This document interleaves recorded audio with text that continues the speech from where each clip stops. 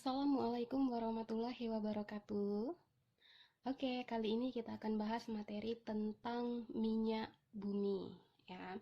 Nah, di bagian minyak bumi nanti kita akan membahas tentang fraksi minyak bumi, kemudian kita bahas juga ada bensin, ya. Minyak bumi di sini adalah materi terakhir tentang bab hidrokarbon untuk pelajaran kelas 11 IPA, ya. Oke, langsung aja di sini kita bahas yang pertama ada fraksi minyak bumi. Oke ya. Nah, sebelum kita masuk ke fraksi minyak bumi itu sendiri, di sini kakak akan jelaskan minyak bumi itu sendiri apa sih arti dari minyak bumi atau asal muasal dari minyak bumi. Oke ya. Asal muasal minyak bumi. Oke, ada yang tahu nggak apa ini minyak bumi? Ya. Minyak bumi, artinya minyak dari bumi. Iya, bisa seperti itu, ya. Nah, jadi di sini kalau untuk arti dari minyak bumi secara harfiahnya lah, ibarat kata bahasa ya, kalau kita pelajaran bahasanya, minyak bumi adalah suatu campuran yang dihasilkan dari pelapukan sisa-sisa organisme. Ya, jadi asal dari minyak bumi ini berasal dari pelapukan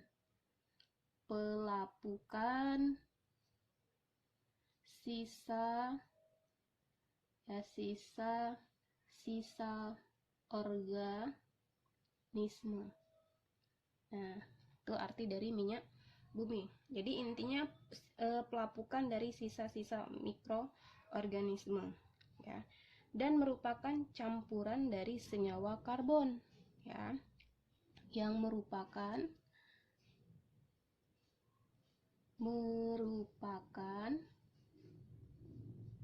campuran, ya, campuran dari senyawa karbon. Nah, senyawa karbon kan banyak, kemarin kita bahas ada alkana, alkena, alkuna, ya.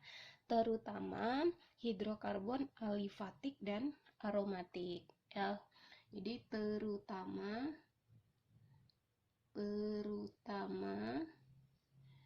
hidrokarbon alifatik dan aromatik, ya. Nah, hidrokarbon alifatik, hidrokarbon tak jenuh. Oke, itu arti dari mikroorganisme. Jadi berasal dari pelapukan sisa-sisa organisme.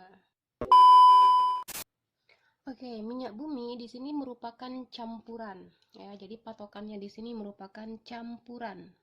Nah, untuk mendapatkan minyak bumi dalam bentuk fraksinya harus kita pisahkan, ya. Nah, bagaimana cara memisahkan minyak bumi? Minyak bumi dipisahkan menjadi fraksinya dengan menggunakan metode distilasi bertingkat. Oke ya. Jadi di sini minyak bumi dipisahkan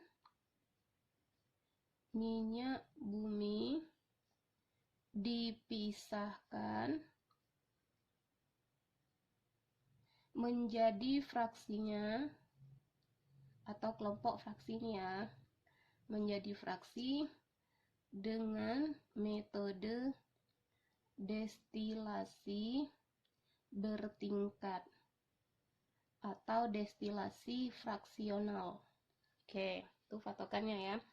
Pemisahan distilasi bertingkat di sini pemisahan campuran berdasarkan perbedaan titik didih. Jadi nanti kalau untuk titik didih yang paling rendah dia akan lebih duluan untuk menguap. Ya, sedangkan yang paling tinggi akan tidak akan menguap atau yang terakhir, ya. Itu untuk minyak bumi dipisahkan dengan cara distilasi bertingkat. Oke, untuk pembahasan minyak bumi, di sini kita juga harus memahami fraksi-fraksi dari minyak bumi itu sendiri, ya. Oke, sekarang kita bahas di fraksi minyak bumi, atau kelompoknya, ya. Fraksi minyak bumi. Oke. Nah, fraksi yang pertama untuk minyak bumi ada gas alam. Oke ya, jadi fraksi yang pertama di sini ada gas alam. Nah, ya, jadi gas alam di sini fraksi yang pertama atau yang akan menguap terlebih dahulu. Nah, di gas alam nanti di sini ada 3 kelompok ya. Gas alam yang pertama kelompok senyawa metana, dan etana. Nah, yang kedua senyawa propana, dan butana. Kemudian yang ketiga untuk gas alam di sini ada terkandung senyawa olefin. Nah, ya. Di metana dan etana di sini nanti akan terdapat di LNG, liquid natural gas. Kalau propana LPG. Nah, ya untuk fraksi yang pertama ada gas alam. Ya. Nah, fraksi minyak bumi yang kedua ada gasolin. Fraksi yang kedua ada gasolin.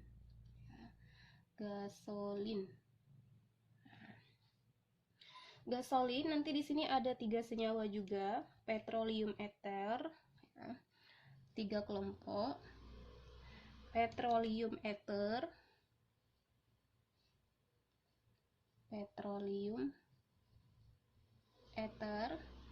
ya. Kemudian yang kedua bensin, ya, yang ketiga ada nafta.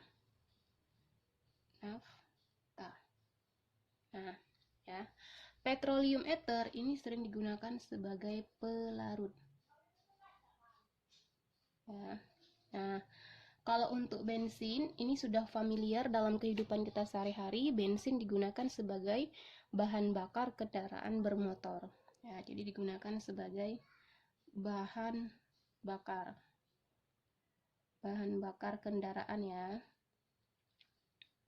Nah, kendaraan. Kalau untuk nafta ini digunakan juga sebagai pelarut.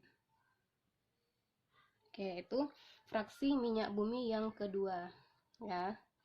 Nah, fraksi minyak bumi yang ketiga ada kerosin. Yang ketiga ada kerosin. Nah, kalau untuk kerosin belum familiar di telinga kita ya, tapi yang lebih familiar dalam telinga kita, kerosin ini disebut juga dengan minyak tanah atau nama lainnya ya, minyak tanah. Oke.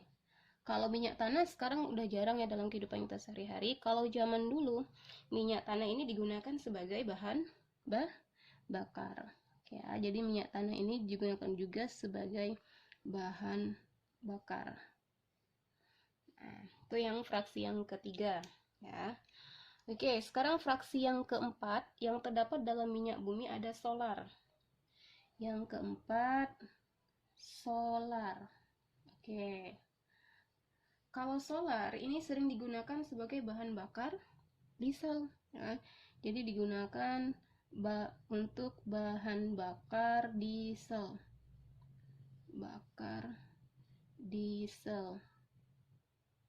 Nah, itu yang keempat ya. Yang kelima ada pelumas. Selanjutnya ya, yang kelima pelumas. Oke, fraksi yang kelima. Nah, jelas di sini ya, kalau pelumas digunakan untuk sebagai pelumas apa? Pelumas mesin ya. Jadi kalau untuk pelumas digunakan sebagai pelumas mesin. Ya, biar mesinnya bagus. Ya. Fraksi yang keenam ada parafin ya. Parafin. Nah, untuk parafin ini terkandung di dalam lilin ya. Cat. Apalagi ada di aspal ya. Aspal. Oke, itu yang keempat. Nah, yang ketujuh, fraksi yang ketujuh di sini ada yang terakhir ya, kokas. Ya, ini fraksi yang terakhir, kokas. Nah, kalau kokas ini sering digunakan untuk elektroda karbon. Ya, jadi kalau untuk elektroda karbon ini nanti akan familiar di kelas 12 elektroda dalam pembahasan sel elektrolisis. Ya, jadi digunakan elektroda karbon. Oke, di sini kita harus memahami fraksi-fraksi minyak bumi karena inti pelajaran minyak bumi ini ada di fraksinya, ya.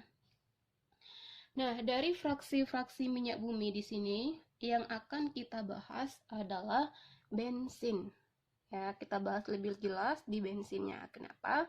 Karena bensin di sini yang paling sering kita gunakan dalam kehidupan sehari-hari. Oke, langsung aja kita masuk ke bagian yang B, ada bensin ya. Masuk ke yang B, bensin. Nah, oke ya. Bensin. Apa sih bensin ini? Ya, jelas ya, bensin itu adalah bahan bakar. Kenapa dia bisa termasuk ke dalam bahan bakar? Karena kandungan di dalam bensin itu mengandung senyawa hidrokarbon. Ya, jadi kita masuk ke bagian atau kandungan dari bensin. Nah, oke ya. Bensin di sini nanti mengandung dua senyawa umum. Ya, walaupun di luar senyawa ini nanti masih ada yang lain, tapi yang paling banyak komposisinya dua senyawa ini ya. Nah, terkandung senyawa isooktana.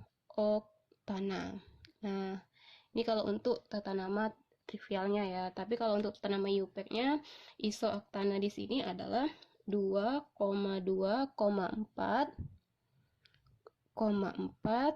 trimetilpentana ya. Trimetilpentana. Nah, ini kandungan yang pertama yang terdapat di bensin. Ya, jadi kalau kita berstruktur dari isooktana 2,2 dimetilpentana. Pentana C-nya 5 ya. Coba kita buat C-nya 5. 1, 2, 3, 4, 5. Nah, nomor 2 ada metil. 1, sebanyak 2 buah ya. Dan di nomor 4. Nih, itu struktur dari 2,4 trimetilpentana. Oke. Yang kedua ada N-heptana atau N-heptan ya. N-heptana. Nah, hepta 7, rantai lurus berarti karena dia normal. Jadi strukturnya 7 ya. 2, 3, 4, 5, 6, 7. Oke, itu struktur dari N-heptana. Ya kan? Jadi ingat, kandungan dalam bensin ada isooktana dan N-heptana. Oke ya. Nah, sekarang bensin itu akan dikatakan bagus ya, kita lihat dari kualitasnya ya. Kualitas bensin itu bagus nanti berhubungan dengan bilangan oktan ya. Jadi ingat, di sini kalau untuk menyatakan kualitas bensin ini dikatakan bagus, nanti kita lihat dari nilai oktannya ya. Kualitas bensin dikatakan bagus ya ditentukan oleh bilangan oktan nanti.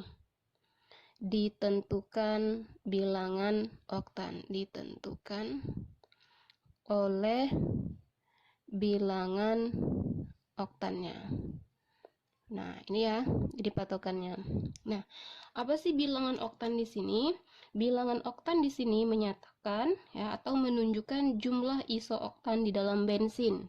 Ya, jadi bilangan oktan di sini menunjukkan jumlah isooktana di dalam bensin, menunjukkan jumlah ya, jumlah isooktan dalam bensin. Nah, oke, itu ya. Jadi udah ketemu intinya. Kualitas bensin itu nanti ditentukan oleh bilangan oktannya. Oke. Nah, di sini Kakak kasih trik jitu untuk mengingat kualitas bensinnya ya. Ada trik jitunya. Nah, ya. Trik jitu untuk menentukan kualitas bensin di sini, ya. Makin besar bilangan oktan, makin bagus kualitas bensinnya. Oke, ini trik jitunya ya. Makin besar bilangan oktan, maka makin bagus bensinnya. Makin bagus kualitas bensinnya ya. Oke, itu trik jitu kita ya. Oke, sekarang kita masuk ke jenis bensin itu sendiri. Bensin itu beragam ya. Kalau dalam kehidupan sehari-hari kita udah pernah dengar ada istilah Pertamax, Pertalite ya. Itu termasuk ke jenis dari bensin. Nah, apa sih yang membedakan dari jenis bensin tersebut? Kita lihat dari bilangan oktannya nanti ya. Oke, sekarang kita masuk ke jenis bensin. Nah, jenis dari bensin. Oke, nah jenis bensin nanti di sini kita bagi jadi 3. Ada premix, udah pernah dengar ya. Yang pertama ada premix. Kemudian yang kedua ada premium. Yang ketiga ada super TT. Nah, super ya. Nah, sekarang apa sih yang membedakan dari ketiga jenis bensin di sini? Yang membedakan dari ketiga jenis bensin adalah nilai oktannya ya. Nilai oktan untuk premix ya. Ini nilai oktan untuk premix. Nilai oktannya adalah 94 ya. 94. Sedangkan premium ini nilai oktannya 85 sampai 88. Kalau super IT ini 98. Nah, di sini 94 di sini ada artinya ya. Jadi kalau kita punya nilai oktan 94, artinya nanti mengandung isooktan sebanyak 94% ya. Sedangkan nilai sisa 6-nya adalah N-heptan. N-heptannya 6% ya, karena di sini 94, sisanya supaya 106%. Sama kalau dia untuk premium 88, artinya nanti mengandung 88% isooktan dan sisanya nanti 12-nya adalah N-heptan. Oke, itu untuk jenis bensin ya. Kita lihat dari nilai oktannya. Nah, jadi di sini kita bisa menyimpulkan ya, bensin itu dikatakan bagus, ada kesimpulannya. Bisa dari kita tarik kesimpulan di sini, kualitas bensin dikatakan bagus atau baik ya. Bagus. Yang pertama, nanti bilangan oktannya tinggi. Oke, ya, jadi kualitas bensin ini dikatakan bagus. Kita lihat dari nilai oktannya harus tinggi. Jadi semakin tinggi nilai oktan, bensinnya akan semakin bagus. Ya. Nah, bensin yang kedua dia dikatakan bagus, hasil pembakarannya harus sempurna. Pembakaran sempurna. Nah, ingat pada saat pembakaran sempurna kita akan menghasilkan gas CO2 ya. Jadi di pembakaran sempurna di sini akan menghasilkan banyak gas CO2, banyak mengandung gas CO2, sedangkan gas CO-nya harus sedikit gas CO. Itu bilangan oktan yang kualitas bensin yang bagus ya. Nah, yang keempat, bensin ini dikatakan bagus, angka ketukannya atau knockingnya harus sedikit ya. Angka ketukan atau istilahnya nanti kita akan dengar istilah knocking ya. Knockingnya sedikit. Nah, ini bensin yang bagus ya. Ya. Yang keempat, jelaganya atau pengotornya juga harus sedikit. Jelaga ini adalah pengotor ya. Jelaga atau pengotornya sedikit. Pengotor sedikit. Oke, inilah kualitas bensin yang bagus ya, paham ya. Nah, untuk lebih jelasnya lagi di sini kakak akan kasih soal latihan.